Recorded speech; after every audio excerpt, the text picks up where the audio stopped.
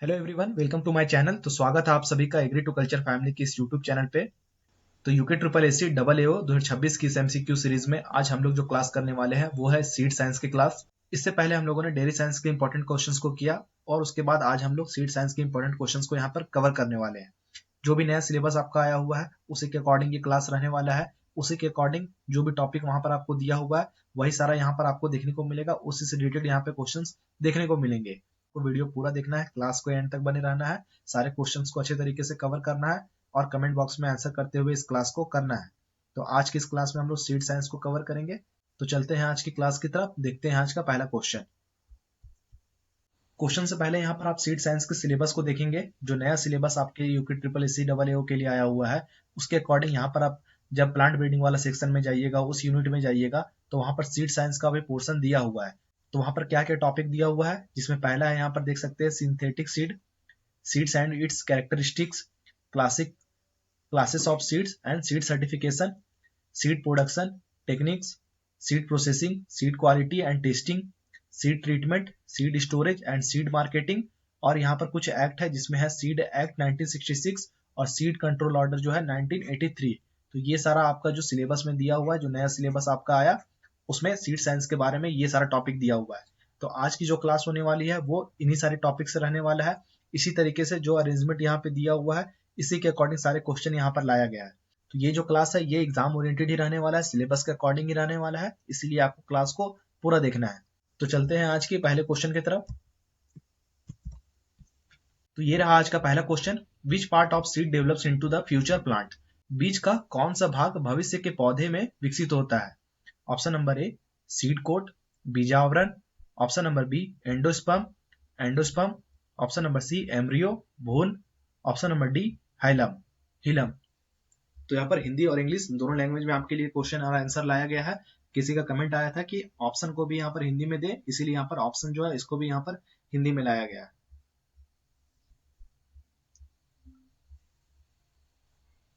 तो यहाँ पे सीड का कौन सा पार्ट होता है जो फ्यूचर प्लांट में डेवलप होता है? तो इस क्वेश्चन का सही आंसर हो जाएगा आपका ऑप्शन नंबर सी एम्ब्रियो। इसका जो सही आंसर है वो आपका सी एम्ब्रियो। एम्ब्रियो क्यों होगा? क्योंकि जो सीड का जो लिविंग पार्ट होता है, लिविंग पार्ट जो होता है वो एम्ब्रियो ही होता है। लिविंग पार्ट जो होता है वो कौन होता है? वो एम्ब्रियो होता है। और इसी से फिर रूट और सूट, रूट यानी कि रेडिकल और सूट यानी कि प्लूम्यूल्स, तो इसका जो फॉर्मेशन है वो यहीं से होता है। और सीड जर्मिनेशन के बाद एम्ब्रियो ही है वो फ्यूचर प्लांट के रूप में तैयार होता है, इसलिए जो सही आंसर है वो है आपका option number C. Next question यहाँ पे which part of the embryo develops into the primary root? भ्रूण का कौन सा भाग प्राथमिक जड़ प्राइमरी रूट बनता है? ऑप्शन नंबर ए प्लूम्यूल्स, ट्रांकुर। ऑप्शन नंबर बी कॉटिलिडन, बीजपत्र। ऑप्शन नंबर सी रेडिकल, मूलांकर। Option number D endosperm.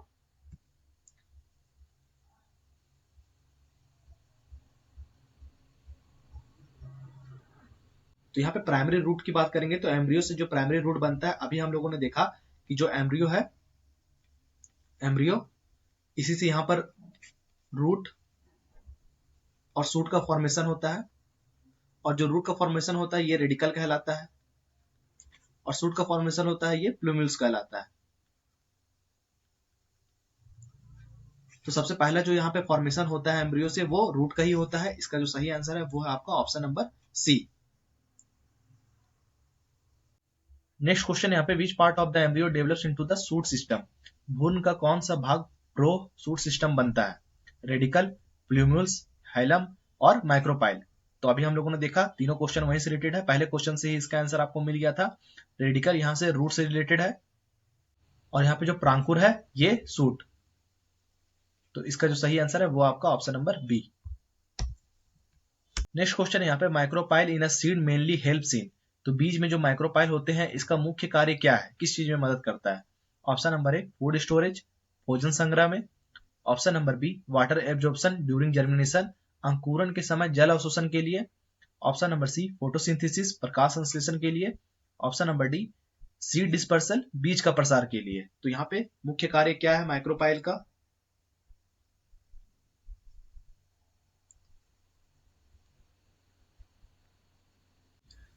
तो जो माइक्रोपाइल होता है ये क्या होता है, सीड कोड में एक छोटा सा ओपनिंग होता है। सीड का जो कोट होता है इसमें एक छोटा सा ओपनिंग होता है जो कि माइक्रोपाइल कहलाता है। और माइक्रोपाइल क्या करता है, वाटर का एब्जॉर्प्शन करता है ड्यूरिंग जर्मिनेशन। तो इसका जो सही आंसर है वो आपका ऑप्शन नंबर बी, अंकुरण के समय जल का अवशोषण करने के लिए जो ये छोटा सा छिद्र होता है सीड कोट में, माइक्रोपाइल के नाम से जाना जाता है। इसका यही मुख्य कार्य होता है कि वाटर का एब्जॉर्प्शन कर सके ताकि अंकुरण जो है, जर्मिनेशन है, वो अच्छा हो सके। तो इसका जो सही आंसर है वो है आपका option number B. Next question है what is a synthetic seed. ये आपके सिलेबस में ये जो क्वेश्चन पूछा गया, सिंथेटिक बीज जो है क्या है।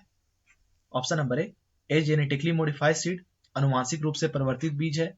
Option number B an artificial seed produced by encapsulating somatic embryos और अदर प्लांट प्रोपेग्यूल्स। सोमैटिक भ्रूण या फिर अन्य प्रवर्धन भागों को कृत्रिम आवरण में बंद करके बनाया गया कृत्रिम बीज है। Option number C a hybrid seed produced by crossing two varieties, दो किस्मों को संकरण से बना बीज। और ऑप्शन नंबर जो डी है एक केमिकली ट्रीटेड सीड, रसायन से उपचारित सीड है। तो ये किस तरह का सीड होता है, सिंथेटिक सीड जो होता है।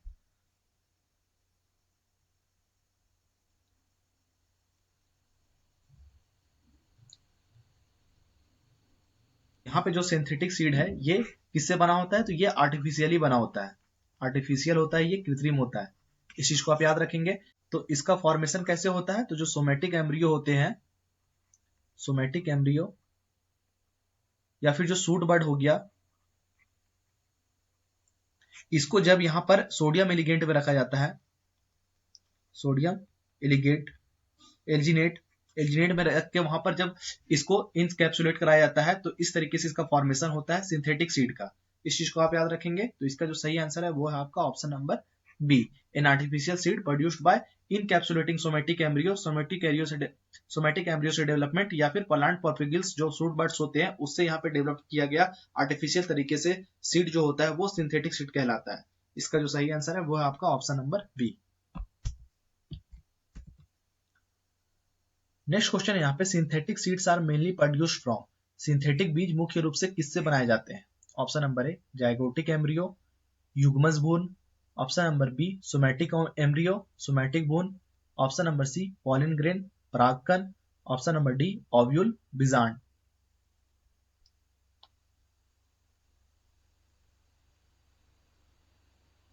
तो अभी हम लोगों ने देखा जो सोमैटिक एम्ब्रियो हो गया या फिर सूट बर्ड्स हो गए, वहां से इसका फॉर्मेशन होता है। इसका जो सही आंसर है वो है आपका ऑप्शन नंबर बी, सोमैटिक भ्रूण। नेक्स्ट क्वेश्चन है यहाँ पे which chemical is commonly use to harden sodium alginate beads during synthetic seed production. Synthetic बीज निर्माण में सोडियम एल्जिनेट की बूंदों को कठोर बनाने के लिए सामान्यतः किस रसायन का उपयोग किया जाता है। Sodium chloride, calcium chloride. Option number C potassium nitrate. Option number D ammonium sulphate. तो यहाँ पे किस केमिकल का यूज किया जाता है उसको हार्ड करने के लिए।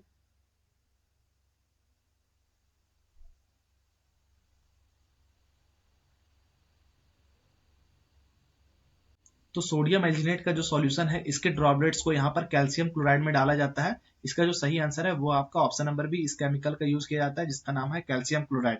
ये क्या करता है, जो कैल्शियम आयन होता है, कैल्शियम आयंस, ये एल्जिनेट्स को हार्ड जेल बेड्स में बदल देता है। किसमें बदल देता है, hard gel beads, hard gel beads में कन्वर्ट कर देता है। और इसी प्रोसेस को यहाँ पर इनकैप्सुलेशन कहा जाता है। इस प्रोसेस को क्या कहा जाता है, इनकैप्सुलेशन। तो इसका जो सही आंसर है वो है आपका option number C, calcium chloride. तो जो सिंथेटिक सीड है ये आर्टिफिशियल सीड के नाम से भी जाना जाता है। आर्टिफिशियल सीड ही होता है। मेन कंपोनेंट इसमें क्या होता है, तो सोमैटिक एम्ब्रियो, सोमैटिक एम्ब्रियो जो है इससे इसका फॉर्मेशन होता है। इनकैप्सुलेशन जो मटेरियल इसमें यूज होता है वो है सोडियम एल्जिनेट, सोडियम एल्जिनेट का यूज होता है। हार्डनिंग केमिकल जो है वो अभी हम लोगों ने देखा कैल्शियम क्लोराइड का यूज किया जाता है। इससे इसके यूज से ये हार्ड हो जाता है। मेन बेनिफिट की बात करेंगे तो क्लोनल मल्टीप्लिकेशन के लिए ये बेनिफिट है।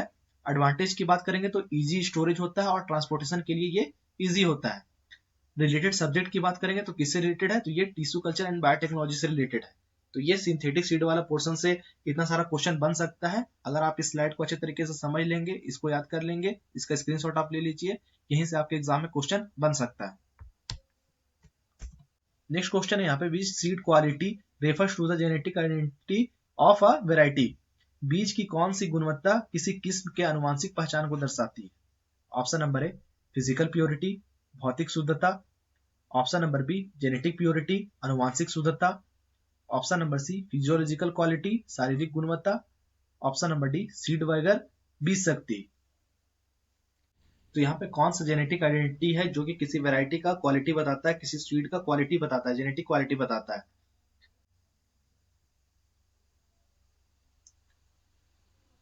तो इस क्वेश्चन का जो सही आंसर है वो आपका ऑप्शन नंबर बी हो जाएगा, जेनेटिक प्योरिटी है। यही यहाँ पे जेनेटिक आइडेंटिटी को बताएगा, किसी भी सीड के क्वालिटी को बताएगा। तो इसका जो सही आंसर है वो है आपका option number B. Next question यहाँ पे physical purity of a seed lot mainly indicates. बीज की भौतिक शुद्धता फिजिकल प्योरिटी मुख्य रूप से किसे दर्शाती है? Option number A absence of genetic variation, अनुवांशिक भिन्नता का अभाव।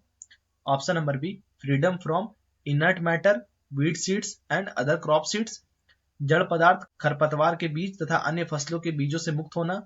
Option number C high seed moisture, अधिक नमी। Option number D high protein content, अधिक प्रोटीन। तो यहाँ पे जो फिजिकल प्योरिटी है ये मुख्य रूप से क्या दर्शाता है?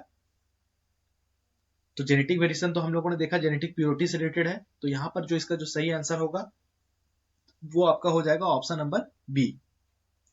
यहाँ पर इनर्ट मैटर, वीड साइंस और अदर क्रॉप के जो सीड्स है, इससे जो सीड है वो फ्री होना चाहिए, उससे मुक्त होना चाहिए। वही यहाँ पे फिजिकल प्योरिटी को दर्शाता है। यही यहाँ पे फिजिकल प्योरिटी को दर्शाता है। अगर सीड में किसी और वीड या फिर किसी अदर क्रॉप का सीड अगर उसमें मिक्स हो या फिर कोई इनर्ट मैटर उसमें मिक्स हो तो फिर वो प्योरिटी नहीं होगा।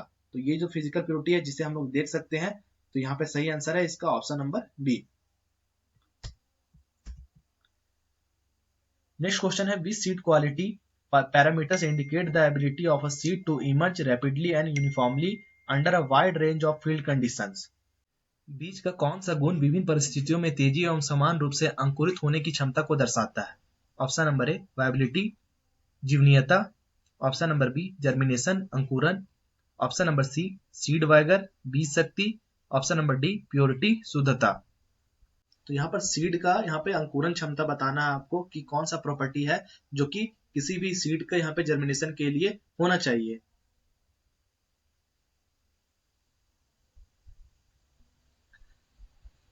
तो यहाँ पे इसका सही आंसर हो जाएगा आपका option number C, seed vigour जो है ये प्रॉपर्टी जो है इससे क्या होता है कि किसी भी परिस्थिति में जो सीड है वो समान रूप से अंकुरन होने की क्षमता को दर्शाता है। नेक्स्ट क्वेश्चन है यहाँ पे which of the following is considered an external characteristics of a seed. निम्नलिखित में से कौन सा बीज का बाह्य एक्सटर्नल लक्षण है? ऑप्शन नंबर ए एम्ब्रियो, भ्रूण। Option number B endosperm. Option number C seed coat और ऑप्शन नंबर डी जो है वो है कॉटिलीडन। तो यहाँ पर आपको बताना है कि बीज का जो बाह्य एक्सटर्नल इसमें जो प्रॉपर्टी है, एक्सटर्नल जो कैरेक्टरिस्टिक्स है वो इन चारों में से कौन सा है?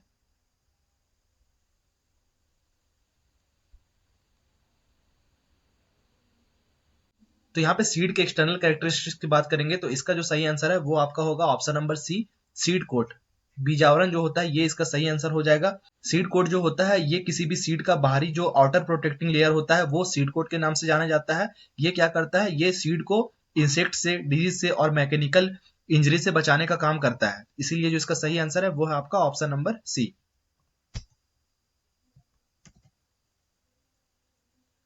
नेक्स्ट क्वेश्चन यहाँ पे which characteristics mainly determines the storage life of seeds. बीज की भंडारण क्षमता, स्टोरेज लाइफ मुख्य रूप से किस पर निर्भर करती है? Option number A seed colour, बीज के रंग पे। Option number B seed moisture content, बीज की नमी पे। Option number C seed shape, बीज का आकार पे। और option number D seed length, बीज की लंबाई पे। तो यहाँ पर जो भंडारण क्षमता है, स्टोरेज लाइफ है, वो किस पे डिपेंड करेगी?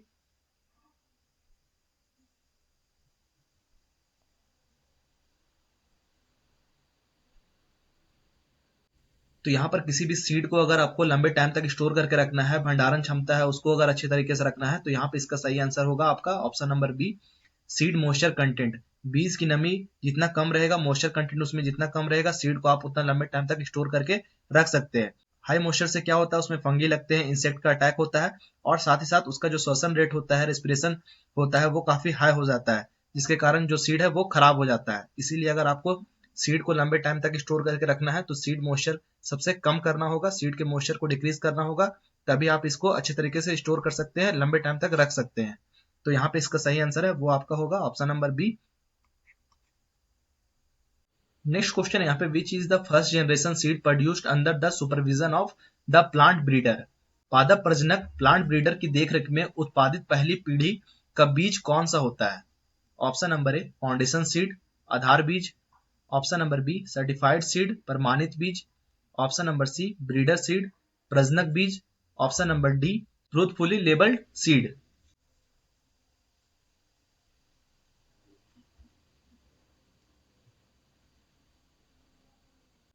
तो यहाँ पे प्लांट ब्रीडर की देखरेख में, इसके सुपरविजन में जो सीड को प्रोड्यूस किया जाता है वो ब्रीडर सीड कहलाता है। इसका जो सही आंसर है वो आपका option number C breeder seed.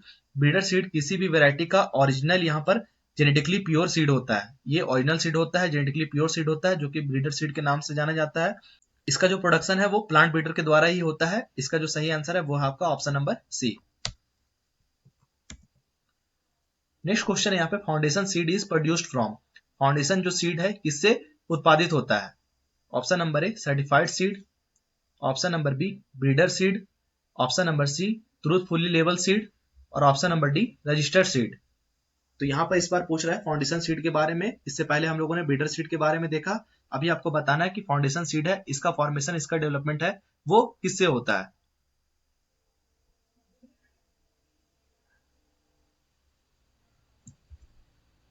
तो फाउंडेशन सीड के सोर्स की बात करेंगे तो ये हमेशा ब्रीडर सीड होगा। इसका जो सही आंसर है वो आपका option number B breeder seed. और इसमें जो जेनेटिक प्योरिटी होती है वो काफी हाई होती है, काफी हाई इसको मेंटेन किया जाता है।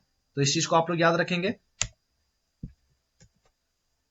नेक्स्ट क्वेश्चन है यहाँ पे, certified seed is produced from. Certified seed है ये किससे उत्पादित किया जाता है? Option number A breeder seed.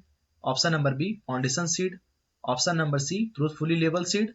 और option number D hybrid seed. तो ब्रीडर सीड को हम लोगों ने देख लिया, फाउंडेशन सीड देख लिया। तो सर्टिफाइड सीड जो है ये फाउंडेशन सीड से फॉर्मेशन होता है। इसका जो सोर्स है वो है फाउंडेशन सीड। इसका जो सही आंसर है वो आपका option number B. Next question है यहाँ पे, which colour tag is used for breeder seed. Breeder seed के लिए किस रंग का टैग यूज किया जाता है? Option number A white. Option number B golden yellow, सुनहरा पीला। Option number C azure blue, आसमानी नीला। और ऑप्शन नंबर डी पर्पल बैंगनी। तो इससे पहले हम लोगों ने क्वेश्चन में क्या देखा? तो यहाँ पर सबसे पहले हम लोगों ने ब्रीडर सीड को देखा। ये जो सीड है ये ओरिजिनल होता है और इससे फिर यहाँ पर फाउंडेशन सीड को फॉर्मेशन किया जाता है। फाउंडेशन सीड का जो सोर्स होता है वो ब्रीडर सीड होता है और इससे फिर सर्टिफाइड सीड बनता है।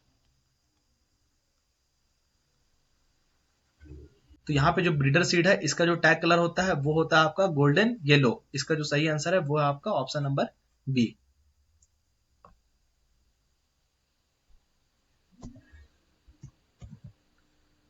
नेक्स्ट क्वेश्चन है यहाँ पे, which colour tag is used for foundation seed. तो फाउंडेशन सीड के लिए कौन सा कलर यहाँ पर है tag colour? Option number A white. Option number B blue. Option number C green. और option number D golden yellow. तो गोल्डन येलो तो हम लोगों ने देखा ब्रीडर का है। तो फाउंडेशन सीड की बात करेंगे तो फाउंडेशन का हमेशा व्हाइट होता है। इसको आप लोग याद रखेंगे। जो फाउंडेशन सीड है इसका जो टैग कलर है वो है व्हाइट। इसका जो सही आंसर है वो है आपका option number B. Next question है यहाँ पे, which colour tag is used for certified seed. Certified seed के लिए किस रंग का टैग उपयोग में लिया जाता है? Option number A white. Option number B azure blue. Option number C golden yellow. Option number D red. तो टैग कलर से भी एग्जाम में क्वेश्चन पूछा जाता है, टैग कलर से और फिर यहाँ पर सोर्स से भी, ब्रीडर, फाउंडेशन, सर्टिफाइड सीड से आपको एग्जाम में क्वेश्चन देखने को मिलेगा। तो यहाँ पर एजर ब्लू इसका सही आंसर होगा, option number B azure blue. White यहाँ पर फाउंडेशन के लिए, गोल्डन यहाँ पर ब्रीडर के लिए और एजर ब्लू है सर्टिफाइड के लिए।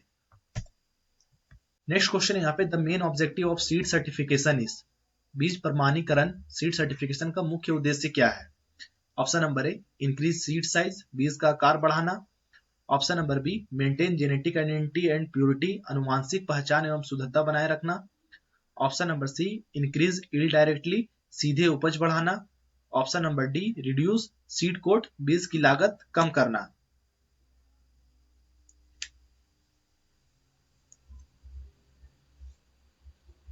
तो सीड जो है इसमें यहाँ पे प्योरिटी को मेंटेन करना होता है। यहाँ पर जो इसका सही आंसर है वो है आपका option number B maintain genetic identity and purity, यही इसका मेन ऑब्जेक्टिव है सीड सर्टिफिकेशन का।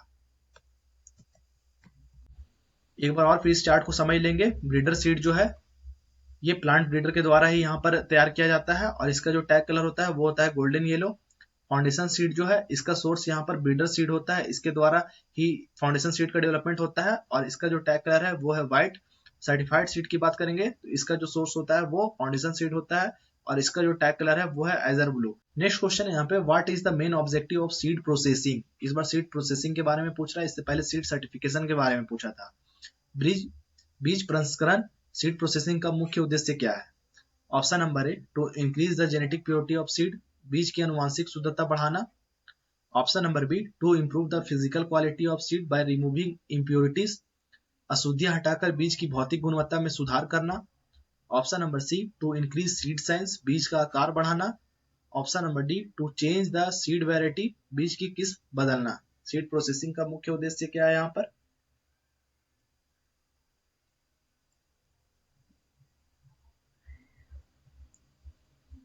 तो जो सर्टिफिकेशन था सीड सर्टिफिकेशन, उसमें हम लोगों ने जेनेटिक प्योरिटी आइडेंटिटी को मेंटेन करने का काम करते थे, इसीलिए सीड सर्टिफिकेशन दिया जाता था।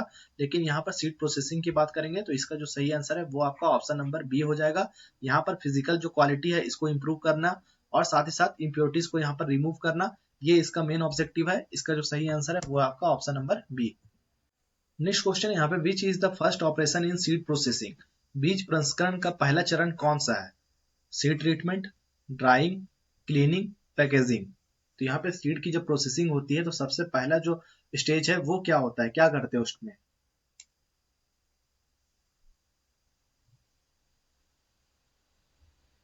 तो यहाँ पे जो सीड प्रोसेसिंग है इसका यहाँ पे स्टेज में देखेंगे तो सबसे पहले ड्राइंग आता है, उसके बाद यहाँ पर क्लीनिंग होता है, फिर ग्रेडिंग किया जाता है, उसके बाद यहाँ पर ट्रीटमेंट किया जाता है, उसके बाद यहाँ पर पैकेजिंग की जाती है। तो ये इसका पूरा प्रोसेस है। तो यहाँ पर पहला चरण पूछा था तो पहला में आपका ड्राइंग आएगा, दूसरा में क्लीनिंग, तीसरा में ग्रेडिंग, चौथा में ट्रीटिंग और पांचवा में यहाँ पर पैकेजिंग। तो यहाँ पे इसका सही आंसर है option number B. Next question यहाँ पे, which test is conducted to determine the percentage of normal seedling produced by a seed lot. किस बीज लॉट द्वारा उत्पन्न सामान्य पौधों का प्रतिशत जानने के लिए कौन सा परीक्षण किया जाता है। Option number A, moisture test, नमी परीक्षण। Option number B, germination test, अंकुरण परीक्षण। Option number C, vigour test, बीज शक्ति परीक्षण। Option number D, purity test, शुद्धता परीक्षण।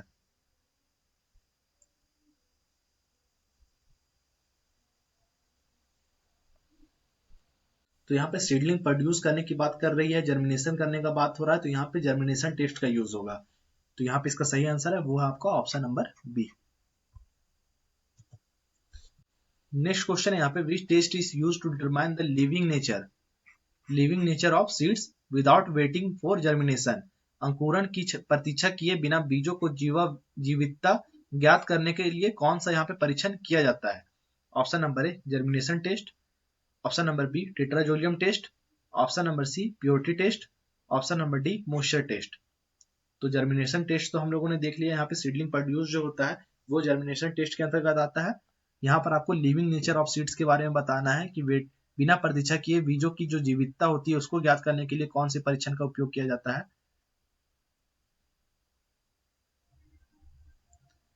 तो यहाँ पे सीड की वेबिलिटी चेक करने के लिए इसका जो सही आंसर है वो है आपका option number B, tetrazolium test. Tetrazolium test का यूज किया जाता है। नेक्स्ट क्वेश्चन है पे, what is the primary objective of seed treatment. बीज उपचार सीड ट्रीटमेंट का मुख्य उद्देश्य क्या है। Option number A, to increase seed size, बीज का आकार बढ़ाना। Option number B, to protect seeds from the seed and soil borne disease and insects, बीज एवं मृदा जनित रोगों कीटों से बीजों की सुरक्षा करना। Option number C, to change the seed variety, बीज की किस्म बदलना। Option number D, to increase seed moisture, बीज की नमी बढ़ाना। तो सीड का जो ट्रीटमेंट है ये हम लोग करेंगे जब उसमें किसी तरीके का डिजीज लगने का खतरा होगा या फिर कोई इंसेक्ट से डैमेज करने की बात होगी, इसीलिए यहाँ पे सीड का ट्रीटमेंट किया जाता है। तो यहाँ पे इसका सही आंसर है वो है आपका ऑप्शन नंबर बी। बीज एवं मृदा जनित जो रोग है, कीटों से बीजों को बचाना, उसको सुरक्षा प्रदान करना, इसके लिए यहाँ पे सीड ट्रीटमेंट किया जाता है। नेक्स्ट क्वेश्चन यहाँ पे which fungicide is most commonly recommended for seed treatment against fungal disease. काफी इंपॉर्टेंट क्वेश्चन है। फफूंद जनित रोगों के लिए, फंगल डिजीज के लिए विरुद्ध यहाँ पर बीज उपचार के लिए सामान्य फफूंदनाशी फंगिसाइड का जो यूज किया जाता है वो कौन सा है, उसका नाम आपको यहाँ पर बताना है। Option number A carbendazim, option number B urea, option number C glyphosate, option number D MOP.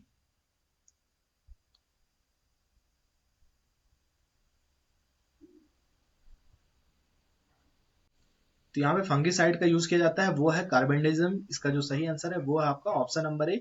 ये एक तरह का सिस्टमिक फंगिसाइड है। किस तरीके का फंगिसाइड है? तो सिस्टेमिक फंगिसाइड है।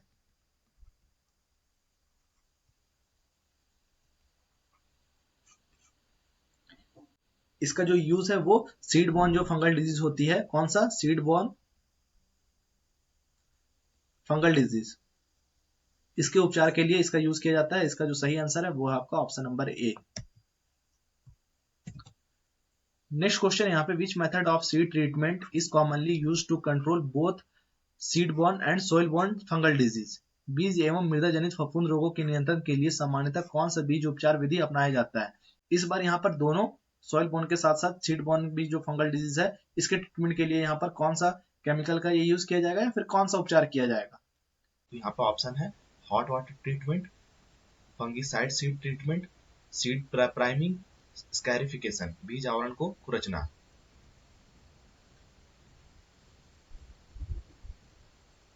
तो यहाँ पे फंगल डिजीज है, चाहे वो सॉइल बॉर्न हो चाहे सीड बॉर्न हो, तो इसके लिए फंगिसाइड का यूज करेंगे। इसका जो सही आंसर है वो आपका ऑप्शन नंबर बी हो जाएगा, फंगिसाइड सीड ट्रीटमेंट। और जो हॉट वाटर ट्रीटमेंट है ये किसी किसी डिजीज को हटाने के लिए किया जाता है।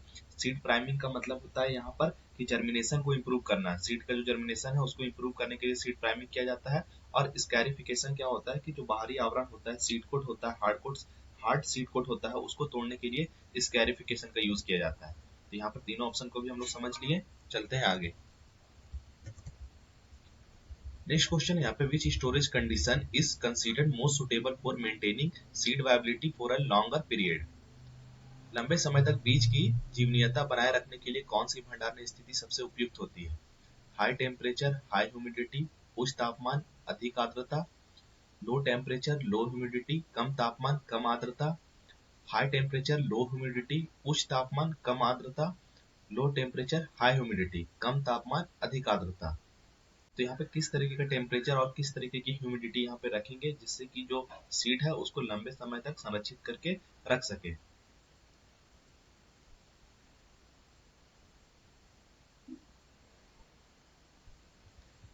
तो यहाँ पर अगर सीड को लंबे समय तक मेंटेन करके रखना है लॉन्गर पीरियड के लिए, तो उसका जो टेम्परेचर होना चाहिए वो लो होना चाहिए और ह्यूमिडिटी भी वहाँ पर लो होना चाहिए, तभी जो सीड को हम लोग लॉन्ग पीरियड तक संरक्षित करके रख सकते हैं। तो इसका जो सही आंसर है लो टेम्परेचर और लो ह्यूमिडिटी वाला, मतलब ऑप्शन नंबर बी इसका सही आंसर है। ठीक है। नेक्स्ट क्वेश्चन है यहाँ पे the seed act in India was enacted in which year. भारत में सीड एक्ट किस वर्ष लागू किया गया था? Option number A 1956, option number B 1966, option number C 1972 और ऑप्शन नंबर डी 1983। तो यहाँ पे कौन से साल में जो सीड एक्ट है उसको लाया गया, लागू किया गया?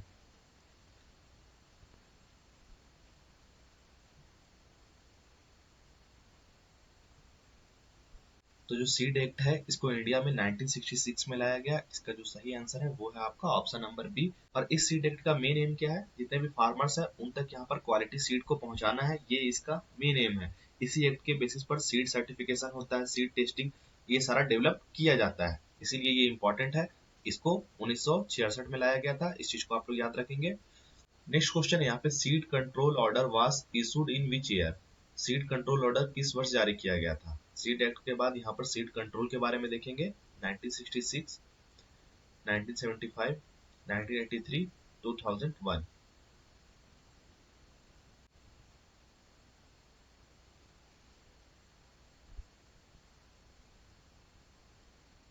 तो यहाँ पे सीड कंट्रोल ऑर्डर की बात करेंगे तो इसको 1983 में लाया गया। इसका जो सही आंसर है वो है आपका option number C. Next question है यहाँ पे seed control order 1983 was issued under which act. किस एक्ट के अंतर्गत इसको इशू किया गया था सीड कंट्रोल ऑर्डर को?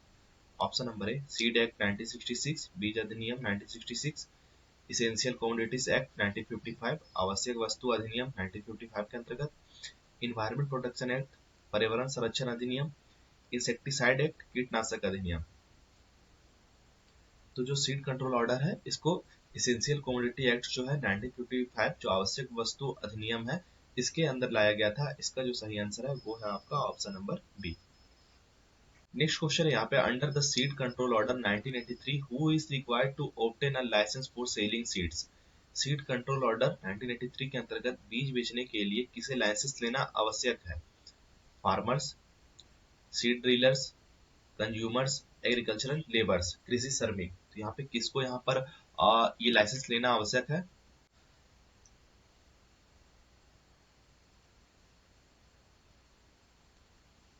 तो जितने भी सीड डीलर है उनको यहाँ पर लाइसेंस लेना आवश्यक है, उनके लिए यहाँ पे लाइसेंस जरूरी है। तो इसका जो सही आंसर है वो है आपका ऑप्शन नंबर बी, क्योंकि वो सीड को बेचते हैं, विक्रेता है, इसीलिए उनको लाइसेंस लेना जरूरी है। तो यहाँ पे कुछ इंपॉर्टेंट पॉइंट्स को एक बार फिर से रिवीजन कर लेंगे। यहाँ पे टॉपिक और रिमेंबर दिया हुआ है, जैसे कि आप देख सकते हैं सीड एक्ट जो कि 1966 में आया, सीड कंट्रोल ऑर्डर 1983 में, SCO issued under essential commodities act 1955, 1955 जो इसेंशियल कमोडिटी एक्ट है इसके अंतर्गत सीड कंट्रोल ऑर्डर है, इसको इशू किया गया।